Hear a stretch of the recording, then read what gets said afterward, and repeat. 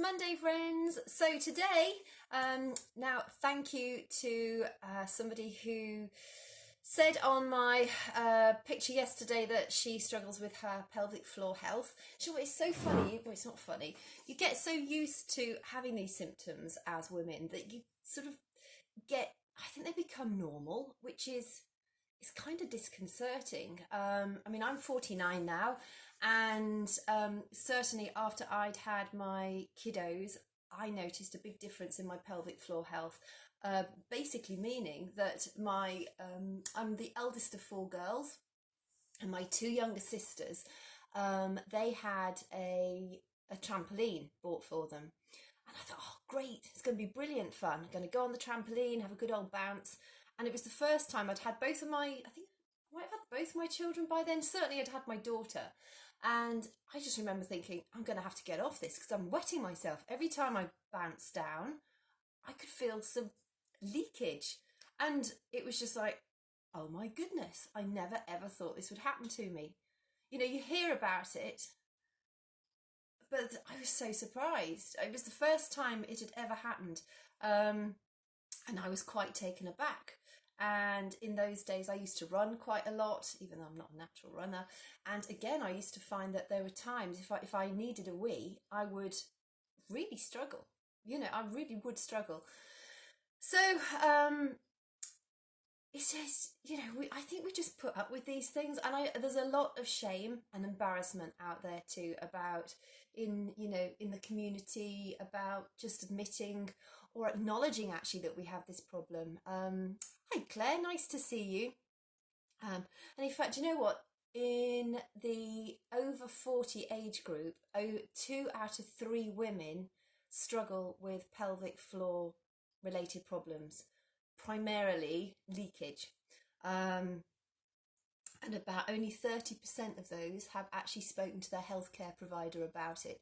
Because I think, A, we think we're too busy to go and chat to the doctor. B, it's one of those things you just think, I really don't want to have to go and talk to my doctor about leakage. And C, it's just like, what actually happens when we get there? Do we have to have an examination? And, you know, I suppose we're all quite, especially if you've had kids, you know, your discretion sort of gets chucked away after, or your dignity rather gets chucked out of the window once you've had babies. But I still think it's one of those things. It's not the most pleasant thing to have done if you have to have an internal examination. And I think we all come up with excuses as to manage, and we shouldn't, because there are really easy strategies that we can use.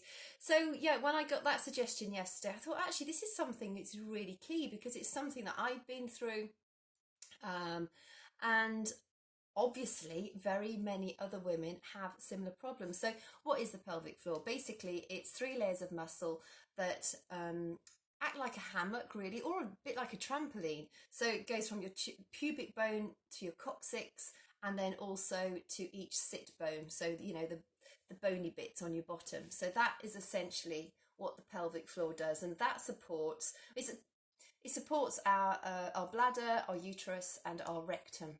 And through the pelvic floor are small openings for us. Obviously, men don't have the one for their vagina, or the uterus rather, but we all have the openings for our urethra and our anus as well. So and they've actually got like little sphincter around them too to make them stronger. And it's a selection of muscles and ligaments, connective tissue and nerves that basically form that hammock. And so things like trauma obviously can weaken our pelvic floor. Childbirth, I mean, that's a major one. If you've given, in fact, even if you've had a cesarean section, you can still have a weakened pelvic floor because of the weight of carrying a baby. So, you know, just because you may have had a cesarean doesn't mean to say you've escaped unscathed as far as your pelvic floor health goes. Being very overweight can cause pelvic floor issues because you're putting a lot of pressure onto that pelvic floor. And people who suffer from chronic constipation, so that constant pushing and forcing, can also weaken the pelvic floor. So just useful to be aware of those things, but also just to know it is completely, I might nearly say normal, particularly if you've had I mean, I had two big babies.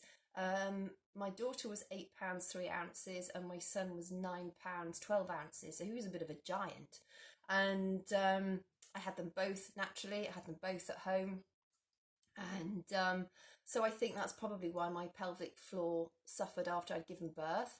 But there are things that you can do, and actually now I don't have an issue at all, and I can jump on a trampoline and it's not a problem. Thank goodness, because I think trampolines are really good fun. But there, there are things that we need to take into consideration. Of course, menopause, as we all know, estrogen seems to make everything go baggy, or the lack of estrogen rather, as we go through the menopause. We get into postmenopause and we've got reduced estrogen, so that essentially can also lead us to have more uterine infections, but it also makes the ligaments and muscles of the pelvic floor get thinner and weaker. So as menopausal women, it's something that we should really, we should be working out our pelvic floor daily, just doing a few exercises. They're super easy to do. You can do them and nobody needs to know that you're doing them. And there are certain exercises that you can do, which I'll share with you, that like the workout exercises that I do, some of those also strengthen the pelvic floor. And there's actually one program that I did that uses the resistance loops, and I found during that program my pelvic floor got so strong. So there are the traditional Kegel exercises that you've probably heard about, and then there are a few other exercises which I'll go into as well. So essentially, I suppose talk about Kegels first of all, because that's what your midwife and your doctor is like to suggest to you to do. So to try and work out where those muscles are, what the pelvic floor muscles feel like when you contract them, because the idea is that you want to contract them and lift them. So when you're peeing next time, you just want to be able to stop it mid-flow, and that contraction is essentially you using your pelvic floor. You shouldn't be pulling in your tummy, you shouldn't be tightening your buttocks. It's literally that sling of muscles in between your legs which are going to go and up. But also there seems to be quite a lot of evidence out there that you don't want to get in habit of stopping your flow regularly, because it can actually lead to bladder infections, because you're actually not emptying the bladder fully. So don't start thinking, well, I'll just practice when I'm having a wee, because you might actually end up with a bladder infection. So empty your bladder as usual, go to the toilet like you need to do, but then when you're doing your Kegel exercises, so essentially you just want to, the easiest way to do it is just to sit. So you want to sit nice and upright. Don't hold your breath, keep your breath nice and easy, and literally you just want to be going, you can't tell I'm doing them, and I'm sat here now and I'm doing my Kegel exercises. Even if you were actually looking at my sort of groin area, that would be a bit strange, wouldn't it? You can't actually tell that I'm doing my Kegel exercises. And I think you'll find it easiest if you're new to them to literally sit down and then just feel that contraction up. And it might take a little time just to get used to that sensation. And also, if you've got very weak pelvic floor, it might take a little while to actually feel that there is a contraction happening. But stick with it and actually visualize it too. It might help if you actually Google an image of the pelvic floor, so you've got that picture in your mind's eye, so you can actually visualize what might be happening. And just keep practicing it. Ideally, you want to aim to be doing 3 lots of pelvic floor exercises a day and 10 reps at each time. So even if you're not sure if anything's happening, just visualize it happening, try and feel like something might be happening, and practice those 10 times. And each time you manage to get a contraction, hold it for 5 seconds and then just relax it again, and then go again, contract, hold it for 5 seconds and then relax. Now, if you're somebody who's got quite strong pelvic floor muscles, but you need a little bit of extra, and for people to start, if you're just starting on your pelvic floor strengthening techniques, once you've got to the stage where you can easily feel that contraction happening, then you can start with fast contraction. So rather than just focusing on a slow one and holding it, do fast in, out. And you want to be, so you still want your slow ones, but you also want to add on a few fast contractions too. and that again, it's quite a different, you're using the same muscles, but it's quite different, and that's quite hard to do without clenching your buttocks as well. So but the more you practice that, the stronger your pelvic floor will get. The other thing you can do, the next sort of level up as well, is when you're doing your slower contractions, focus on the front, the back, and both the sides. So to begin with, just sort of think, right, okay, next one I'm going to try and focus more on the front of the pelvic floor. So lift up there. And then next time think, right, I'm going to focus more on the back of the I'm trying to do it as I'm talking to you, back of the pelvic floor. And that again, and then both sides, you'll find that you can actually adjust where you're focusing the contraction as well on your pelvic floor. So that, I think we just think, oh God, his pelvic floor Kegels, they're so boring, I'll just go and buy some tenor ladies. But it's so crucial. And of course, through menopause, it's really important that we support our pelvic floor. And also, it's going to help you prevent like prolapses. You can get the bowel, the rectum coming through, which can then put pressure on the back of the vagina. You can have the bladder prolapse, which puts pressure on the front of the vagina. You can have a uterine prolapse. So that's essentially when your uterus actually comes through the vagina, and it can actually start to actually show outside of the body. That's quite serious, but it is known to happen. So, you definitely want to be doing exercises just to maintain your pelvic floor health. It'll also improve your sex life too. The stronger your muscles are for both of you, you will get a more satisfactory sex life. So if you don't use it, you lose it, and it's the same as your biceps. If you're not working out your pelvic floor, you will have weakness. So it is just such a crucial aspect of the fact that it holds key organs in place, but also it stops you leaking.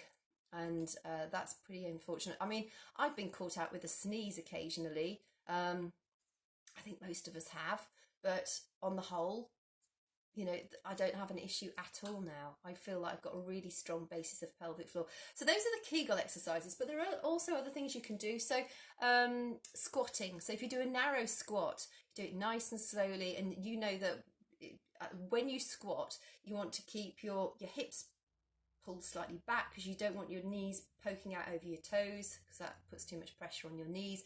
But when you're doing pelvic floor squats, you want to keep your legs quite narrow and go down nice and slowly. And then as you're pulling up, you want to be squeezing your glutes, but also focusing on those pelvic floor muscles. And other exercises to line your back, and literally keep your legs at 90 degrees and literally just let your legs fall open and then pull them back slowly. And as you're pulling them back slowly, focus on those pelvic floor muscles and do several reps of those. Another really good one is if you go on all fours, and then you crunch one knee into your ribs and one arm you extend out, and then as the knee that you've crunched into your ribs, you extend that leg out behind you, and so it's almost like you've got this cross movement going on, and you focus on your pelvic floor when you're doing that, and obviously do that on both sides as well. So that's another really, really effective exercise for strengthening the pelvic floor.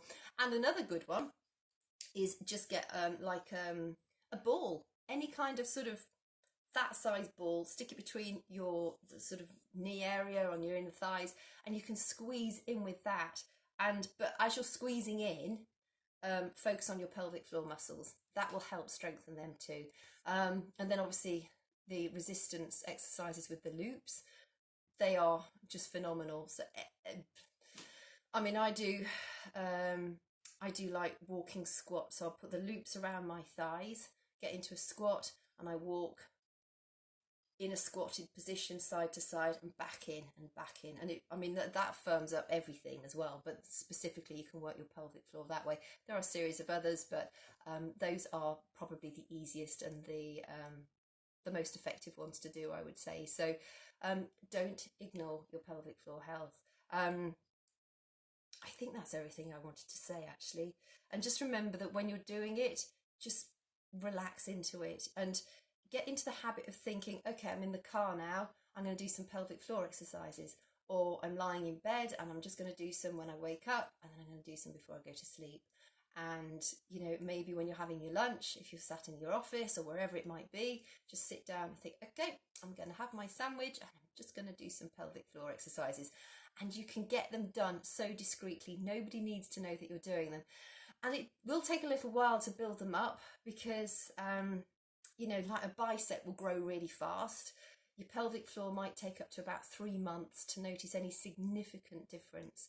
Oh, and just one other thing, there is a device called the LV or something like that. I think it's ELVIE, and it's actually something you insert inside your vagina.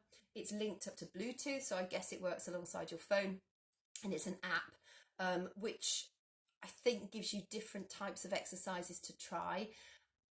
The testimonials I've read on it sounds like it's quite good fun to use, and I think it's got sensors in it as well, so it gives you biofeedback, so it gives you an indication of you know how strong your pelvic floor muscles are and how you're improving.